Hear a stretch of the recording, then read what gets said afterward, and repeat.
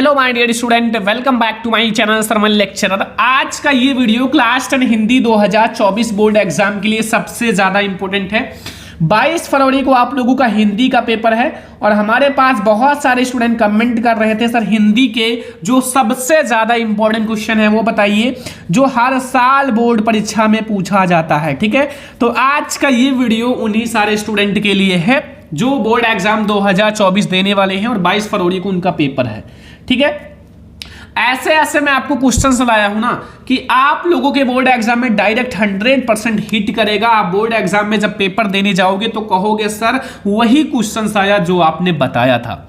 ठीक है, तो वीडियो को लाइक कर देना, चैनल पर नया तो सब्सक्राइब भी कर देना, क्योंकि हिंदी 2024 बोर्ड एग्जाम के लिए सभी महत्वपूर्ण प्रश्न आज की इस वीडियो में एक ही वीडियो में देखेंगे और जो बोर्ड परीक्षा में 100% आएगा। तो सबसे पहले हम लोग बात करेंगे जो मोस्ट इंपॉर्टेंट गद्यांश। एक मैं आपको लिए ऐसा गद्यांश लाया हूं जो बोर्ड एग्जाम में यार 2015 में, 2017 में, 2018 में, 2020 में, 2020 तक आया है। ठीक है, मतलब लगातार आ रहा है और इसलिए मैं आपसे बता रहा हूं कि ये क्वेश्चंस आपके बोर्ड एग्जाम में जरूर आ सकता है।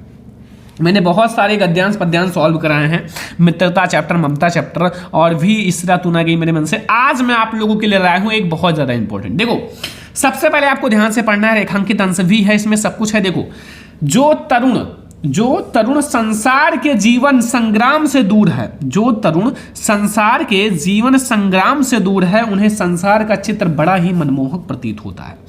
जैसे जब कोई काम नहीं पूरा होता ना तो ऐसा लगता है कि वो बहुत अच्छा होगा, वो बहुत अच्छा काम होगा, लेकिन जब पूरा हो जाता है तो वो सब एक नॉर्मली काम लगता है। ठीक है, ऐसे ही जो तरुण संसार के जीवन संग्राम से दूर है, जो लोग संसार के जीवन संग्राम से दूर हैं, ठीक है, उनको यह चित्र बहुत मनमोहक लगता है। जो वृद्ध हो गए हैं, जो अपनी बाल्यावस्था और तरुण अवस्था से दूर हट जाएं, ठीक है, जो लोग बूढ़े हो गए हैं, अपनी बाल्य अवस्था तथा जो जवानी की अवस्था है उससे दूर हट जाएं, तो उन्हें अपने अतीत काल की स्मृति बहुत सुखद लगती है। तो उन्हें जो ये बाल्य अवस्था है और ये जवानी की अवस्था बहुत अच्छी लगती है और वो अतीत का ही स्वप्न देखते हैं और वे उसी चीज़ का स्वप्न देखते रहते हैं, ड्रीम्स देखते रहते हैं। काश मैं भी ऐसा था पहले और काश फिर से मैं ऐसा हो जाता। ठीक है, तरुणों के लिए जैसे भविष्य उज्जवल होता है वैसे ही वृद्धों के लिए अतीत, वर्तमान से दोनों को असंतोष होता है। ठीक है, और तरुण भविष्य को वर्तमान में लाना चाहता है और वृद्ध अतीत को खींचकर वर्तमान में देखना चाहता है।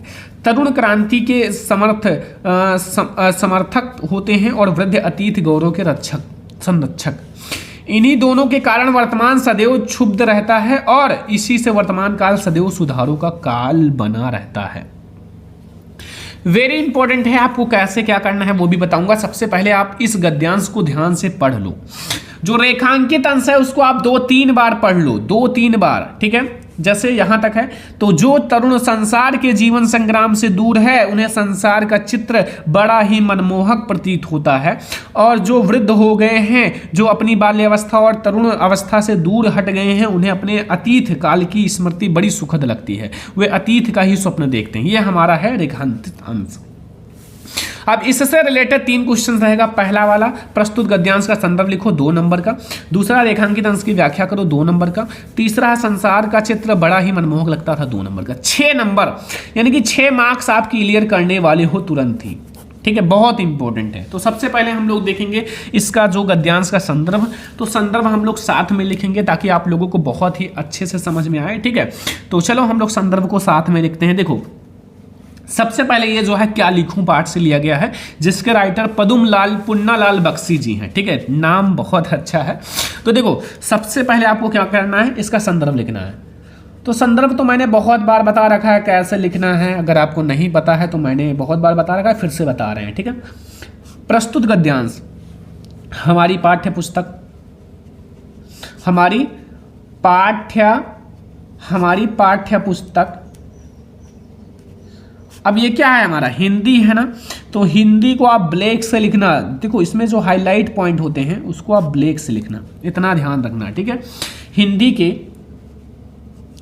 गद्य खंड, हिंदी के जो गद्य खंड है, गद्य खंड में संकलित,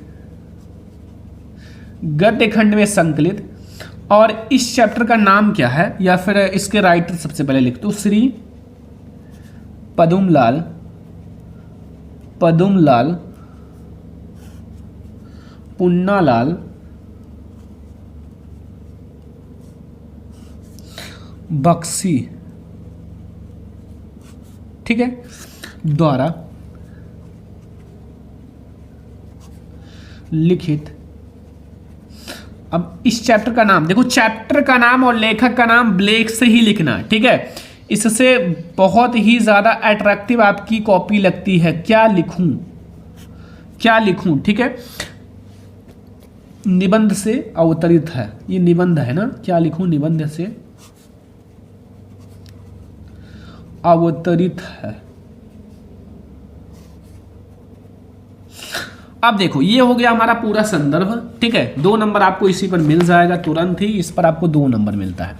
अब देखो रेखांकित अंश की व्याख्या सेकंड नंबर करना है। देखो लिखना है कि लेखक श्री पद्मलाल पुन्नालाल बख्शी जी का कहना है कि जिन नौजवानों ने संसार के कष्टों, समस्याओं और कठिनाइयों का सामना नहीं किया, उन्हें यह संसार बड़ा मनमोहक और आकर्षक सुंदर प्रतीत होता है। जो ऐसे इंसान हैं, जो नौजवान हैं, जो अभी तक अपने जीवन में कठिनाइयों का सामना नहीं किया, अपने लाइफ में संघर्ष नहीं किया है, पैसे कमाने के लिए कोशिश नहीं किए हैं ना, तो उनको ये संसार बहुत ही ज्यादा अट्रैक्टिव यानी कि आकर्षक और सुंदर प्रतीत होता है, क्योंकि वो अपने उज्जवल भविष्य का सपने देखते हैं। वो अपने सपने ही देखते रहते हैं दिन रात उज्जवल भविष्य का, और जीवन संघर्षों से बहुत दूर रहते हैं।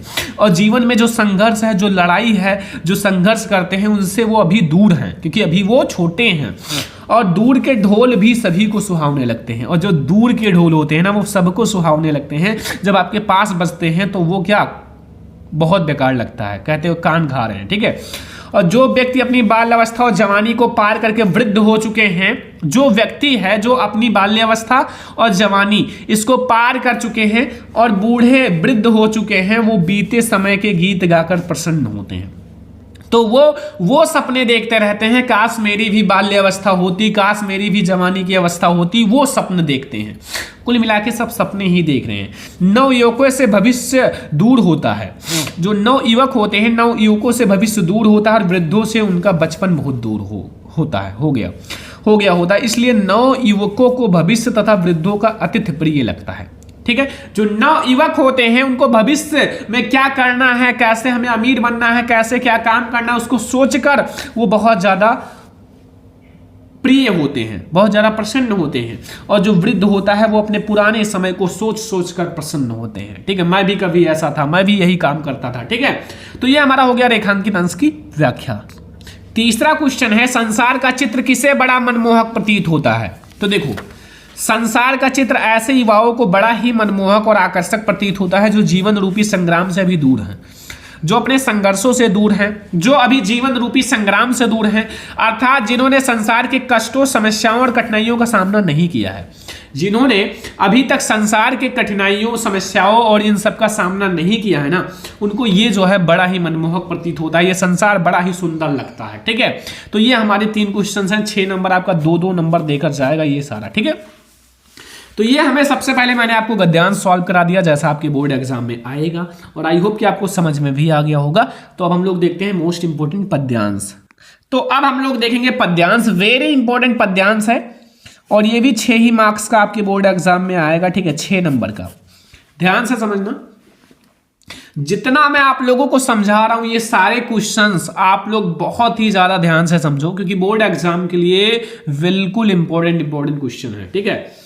लिखा, बढ़त बढ़त संपत्ति सलिल मन सरोज बढ़ जाए, घटत घटत सूर ना फिर घटे वर समूल को मिलाए। जैसे देखो ये आपका किस चैप्टर से लिया गया, अगर ये पता है तो आपका जो संदर्भ है वो क्लियर हो जाएगा, और कवि का नाम भी पता होना चाहिए।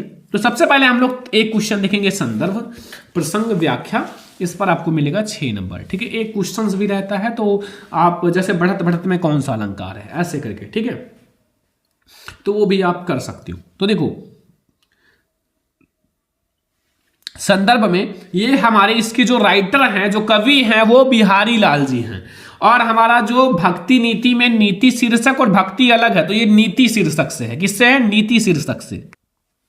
तो सबसे पहले हम लोग संदर्भ की बात करेंगे, तो आप लिखो जो हमारा ये दोहा है, तो प्रस्तुत दोहा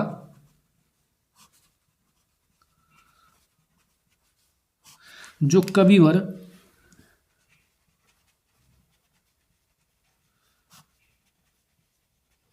इसके कवि बिहारी लाल जी हैं। ठीक है, बिहारी लाल द्वारा रचित, और ये एक बहुत ही प्रसिद्ध इनकी रचना है बिहारी सतसई। तो बिहारी सतसई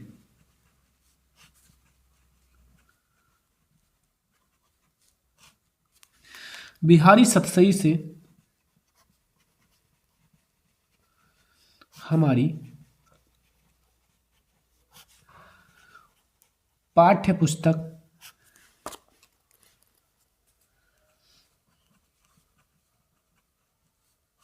हिंदी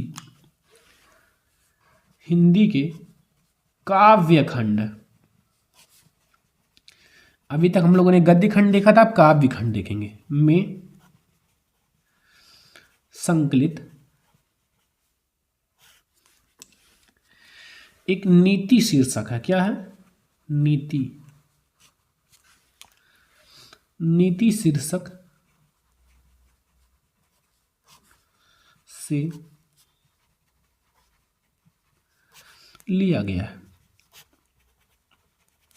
ये हो गया। इसका संदर्भ क्या है? बहुत आसान है, केवल पाठ का नाम और कवि का नाम, लेखक का नाम यही चेंज करो, एक से दूसरे चैप्टर का आपका बन जाता है। प्रसंग देखो, प्रस्तुत दोहे में कवि ने धन के बढ़ने पर मन पर पड़ने वाले प्रभाव का वर्णन किया है। जैसे जब आपका धन जो है बहुत ज्यादा बढ़ जाता है तो आपके मन पर क्या प्रभाव पड़ता है उसके बारे में कवि ने बताया है। तो सबसे पहले इसको ध्यान से पढ़ लेना। इसमें क्या कह रहा है? बढ़त बढ़त संपत्ति सलिलु मन से रोज बढ़ जाए, घटत घटत सूना फिर घटे वर्ष समूल कमिलाए। तो ये तो आपने ध्यान से पढ़ ही लिया। आप देखो व्याख्या, देखो कवि का कथन है कि धन रूपी जल के बढ़ जाने के साथ साथ मन रूपी कमल भी बढ़ता चला जाता है। जब आपके पास धन जो है, संपत्ति जो है, पैसे जो है वो बहुत ज्यादा हो जाता है ना, तो आपकी मन जो है की इच्छाएं भी बढ़ जाती हैं। ठीक है, जैसे आप पहले साइकिल से चलते थे, जब आपके पास पैसे हो गए तो आप कार से चलने लगे। पहले आप 100 रुपए खाते थे, डेली आप पैसे खर्च करते थे, अब आप 1-1 लाख रुपए खर्च कर रहे हो। ठीक है, तो वैसे ही जब आपके पास धन बढ़ जाता है तो मन भी बढ़ता चला जाता है। किंतु धन के घटने के साथ साथ मन रूपी कमल नहीं घटता। जब आपके पास धन घट जाता है, धन बिल्कुल खत्म हो जाता है, तो आपका मन जो है वो नहीं घटता। उसको तो वही चाहिए जो पैसे थे तब चाहिए था, और जो नहीं है पैसे तब भी वही चाहिए। अपितु समूल नष्ट हो जाता है, अर्थात धन के बढ़ जाने के साथ साथ मन की इच्छाएं भी बढ़ जाती हैं। ठीक है, परंतु धन के घट जाने के साथ साथ मन की इच्छाएं नहीं घटती, तब परिणाम यह होता है कि मनुष्य सह नहीं पाता और दुख के मारे के समान हो जाता है। तब वो उस दुख को सह नहीं पाता और सब कुछ बेच बाच के सब कुछ खा लेते हैं। ठीक है, तो ये हमारा है माय डियर स्टूडेंट बहुत ज़्यादा इंपॉर्टेंट पद्यांश। मैंने आपको गद्यांश भी सॉल्व करा दिया और पद्यांश भी बता दिया, जो बोर्ड एग्जाम के लिए वेरी वेरी वेरी इंपॉर्टेंट है। तो आई होप कि आपको समझ में आ गया होगा गद्यांश भी और पद्यांश भी। ठीक है, इसमें तो अब आपको कोई भी कंफ्यूजन नहीं होगा इन दोनों में। तो सबसे पहले हम लोग देखेंगे संस्कृत का गद्यांश, जो हमारे संस्कृत के मोस्ट इंपोर्टेंट गद्यांश हैं। संस्कृत के लिए हम लोग इंपॉर्टेंट एक गद्यांश लाए हैं, जो आपका बहुत ही ज्यादा इंपॉर्टेंट गद्यांश है संस्कृत का। आपको जरूर जरूर जरूर तैयार कर लेना है। ठीक है, तो सबसे पहले आप संस्कृत के, मैंने आपको चैप्टर्स जो इंपॉर्टेंट है वो बता रखा है। ठीक है, जो बहुत ज़्यादा इंपॉर्टेंट चैप्टर्स है, जैसे वाराणसी है, भारतीय संस्कृति है, प्रबुद्धो ग्रामीणा है, ये सब बहुत इंपॉर्टेंट है। वीरा केन पूज्यते हैं, तो ये सब बहुत इंपॉर्टेंट है। तो आज हम एक भारतीय संस्कृति का मोस्ट इंपॉर्टेंट लाए हैं गद्यांश।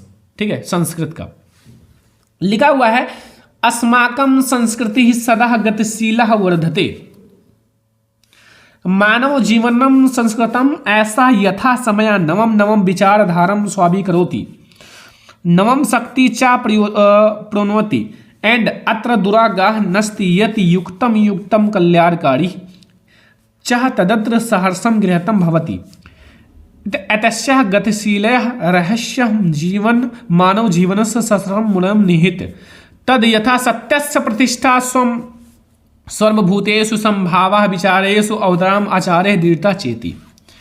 तो ये हमारा मोस्ट इंपॉर्टेंट गद्यांश है संस्कृत का, जो बोर्ड एग्जाम के लिए वेरी वेरी वेरी इंपॉर्टेंट है। तो सबसे पहले आप क्या करोगे, इसका संदर्भ प्रसंग व्याख्या 3 चीजें लिखोगे, आपको 5 मार्क्स बिल्कुल क्लियर कर देगा। संदर्भ लिखोगे, प्रसंग लिखोगे, व्याख्या। ये 3 चीजें आपको संस्कृत में लिखनी है और आपको मिल जाएगा नंबर। तो सबसे पहले हम लोग संदर्भ की बात करेंगे। देखो संदर्भ में हमारा क्या है, प्रस्तुत गद्यांश हमारी पाठ्य पुस्तक हिंदी है ना, हिंदी के संस्कृत खंड के भारतीय संस्कृति नामक पाठ से लिया गया है। ये जो है भारतीय संस्कृति पाठ से लिया गया। किस पाठ से? भारतीय संस्कृति। याद रखना, बहुत ही इंपॉर्टेंट मैं आपको बता रहा हूं। सबसे पहले आपको कहना है कि प्रस्तुत गद्यांश देखो सेम ही है, इसमें कोई कवि या लेखक नहीं होते, ये ध्यान रखना। जो हमारा संस्कृत होता है इसमें कोई कवि और लेखक ये सब नहीं होते, ठीक है, ये ध्यान रखना। तो प्रस्तुत गद्यांश जो है हमारी पाठ्य पुस्तक हिंदी के संस्कृत खंड, ये हमारा संस्कृत खंड है, जैसे आपके गद्य पद्य खंड होता है ना, वैसे संस्कृत खंड के भारतीय संस्कृति नामक पाठ से लिया गया है। प्रसंग देखो, प्रस्तुत गद्यांश में भारतीय संस्कृति की गतिशीलता और उसके लचीलेपन के बारे में बताया गया है। भारतीय संस्कृति की गतिशीलता और उसके लचीलेपन के बारे में बताया गया है, ठीक है। तो ये हमारा है प्रसंग। और अब हम लोग देखते हैं व्याख्या, ठीक है। अब आते हैं हम लोग व्याख्या की ओर, जो कि अनुवाद सबसे ज्यादा इंपॉर्टेंट होता है। देखो अनुवाद, हमारी संस्कृति सदा गतिशील रही है। हमारी संस्कृति जो है वो चलती रहती है, गति में रहती है, कभी नई नई विचारधारा आती रहती है, नई नई संस्कृति में चीजें आती रहती हैं। इसलिए जो हमारी संस्कृति है ना वो सदा गतिशील रही है, सदा गतिशील, हमेशा गतिशील रहती है, ठीक है। और मानव जीवन को शुद्ध करने के लिए यह समयानुसार नई नई विचारधारा को स्वीकार कर लेती है। अब जो हमारा मानव जीवन है ना उसको अच्छा बनाने के लिए, शुद्ध फ्रेश बनाने के लिए ये नई नई विचारधारा को स्वीकार कर लेती है और नई नई शक्ति को प्राप्त करती है, और नई नई शक्तियों को प्राप्त करती है ताकि जो संस्कृति है उसको और अच्छा बनाया जाए, संस्कृति में और अच्छी अच्छी विचारधारा लाई जाए, संस्कृति में और अच्छी अच्छी चीजें लाई जाए, ताकि इससे जो बच्चे हैं वो और अच्छी अच्छी चीजों को समझें और स्वीकार करें, ठीक है। तो इसमें जो दुराग्रह नहीं है, जो युक्ति संगत और कल्याण करने वाला है, ठीक है, वह इसमें हर्ष सहित ग्रहण किया जाता है, वह इसमें हर्ष सहित ग्रहण किया जाता है। इसकी गतिशीलता का रहस्य मानव जीवन में सदा रहने वाले मूल्यों में स्थित है। इसकी जो गतिशीलता, बहुत सारे लोग सोचते हैं क्यों गतिशील रहती है, तो जो मानव जीवन के मूल्य है ना उसी में स्थित है, जैसे कि सत्य का सम्मान, सभी प्राणियों के प्रति सामान्य भाव, विचारों में उदारता और आचरण में दृढ़ता, ठीक है। तो आई होप कि आपको ये वाला गद्यांश समझ में आ गया होगा और बहुत इंपॉर्टेंट है। गद्यांश तो समझ में आ गया ना, व्याख्या वगैरह सब कुछ समझ में आ गया संस्कृत का। अब हम लोग देखते हैं पद्यांश, जो बोर्ड एग्जाम के लिए वेरी इंपॉर्टेंट है। संस्कृत का पद्यांश, 2 ऐसे पद्यांश बताऊंगा ना कि आंख मूंद के तैयार कर लो, 5 मार्क्स क्लियर हो जाएगा। 2 गद्यांश और 2 पद्यांश। देखो मैंने आपके एक ही गद्यांश लाया है लेकिन 2 पद्यांश लाया हूं। देखो आप लोगों को ये दोनों तैयार कर लेना है। अगर आपने तैयार कर लिया तो मैं आपको कहता हूं कि आपका पद्यांश का 5 नंबर कोई नहीं ले जा पाएगा, ठीक है। जैसे सर्वे भवन्तु सुखिना सर्वे सन्तु निरामया, सर्वे भवन्तु सुखिना सर्वे सन्तु निरामया, सर्वे भद्रान पश्यन्तु मा कश्चित् दुर्भागा भवेत्। इसमें आपसे कह रहा है कि जो सर्वे भवन्तु सुखिना सर्वे सन्तु निरामया सर्वे भद्रान पश्यन्तु मा कश्चित् दुर्भागा भवेत्, यहां कहने का मतलब है, संदर्भ में सबसे पहले आप लिखो कि ये किस पाठ से लिया गया है, ठीक है। तो प्रस्तुत श्लोक हमारी पाठ्य पुस्तक हिंदी के संस्कृत खंड के भारतीय संस्कृति पाठ से लिया गया। किस पाठ से? भारतीय संस्कृति पाठ से लिया गया है, ठीक है। तो आपको ये लिख देना है पहले संदर्भ में कि प्रस्तुत श्लोक हमारी पाठ्य पुस्तक हिंदी के संस्कृत खंड के भारतीय संस्कृति पाठ से लिया गया है।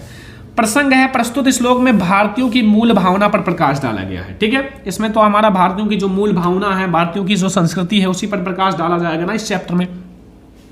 तो ये हमारा प्रसंग हो गया। लास्ट में आपको व्याख्या करनी है। देखो सर्वे भवन सुखिना का मतलब होता है सब सुखी हो, सर्वे संत निरामया का मतलब होता है सब रोग रहित हो, किसी को भी कोई रोग ना हो, सर्वे भद्रान पश्यन्तु का मतलब होता है सब कल्याण को देखें अर्थात सभी का कल्याण हो, और मां कश्चित् दुर्भागा भवेत्, कोई भी दुखी ना हो अर्थात कोई भी दुख का भागी ना हो, ठीक है। तो ये हमारा हो गया पहला मोस्ट इंपॉर्टेंट पद्यांश जो कि संस्कृत का। दूसरा हम लोग देखते हैं, और दूसरा मोस्ट इंपॉर्टेंट पद्यांश देख लो। इसमें क्या कह रहा है? बंधनम मरणम यपि जयो यप पराजया, बंधनम मरणम वपि जयो यप पराजया, उभयत्र समो वीरा वीर भावे ही वीरता, ठीक है। तो ये भी हमारा बहुत ज्यादा इंपॉर्टेंट पद्यांश है क्लास 10 हिंदी संस्कृत का। तो आपको इसमें भी आपको संदर्भ प्रसंग व्याख्या ही करनी है। 3 चीजें देखो, बंधनम मरणम यपि जयो यप पराजया, उभयत्र समो वीरा वीर भावे ही वीरता। इसमें सबसे पहले संदर्भ देखो कि प्रस्तुत श्लोक जो है हमारी पाठ्य पुस्तक हिंदी के संस्कृत खंड के बीरा बीरण पूज्यते पाठ से लिया गया।